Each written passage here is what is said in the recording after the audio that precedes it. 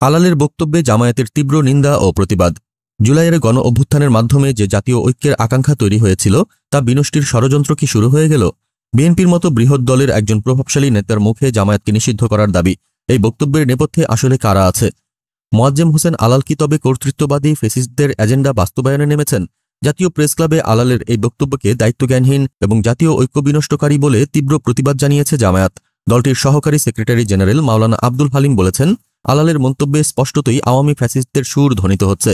জামায়াতের বিরুদ্ধে ৭১-এর হত্যাযজ্ঞে সম্পৃক্ততার অভিযোগকে তিনি সম্পূর্ণ ভিত্তিহীন ও রাজনৈতিক হীনমন্যতা বলে আখ্যা দিয়েছেন। এমন সময়ে যখন জাতীয় ঐক্যের প্রয়োজন, তখন এই বিভাজনমূলক মন্তব্য গণ অভ্যুত্থানের আকাঙ্ক্ষার পরিপন্থী। জামায়াত বারবার প্রমাণ করেছে তারা দেশের সার্বভৌমত্ব ও গণতন্ত্র রক্ষায় নিবেদিত। আলালের এই বিদ্বেষপ্রসূত দাবি কি তবে দেশের অভ্যন্তরীণ স্থিতিশীলতা নষ্ট করে বিশেষ কোনো বিদেশি শক্তিকে খুশি করার অপচেষ্টা, যে শক্তি গণতন্ত্র ধ্বংস করে দেশকে বিভেদ ও নৈরাজ্যের দিকে ঠেলে দিতে চায়? আলালের বক্তব্য কি সেই অপশক্তির প্রতিধ্বনি?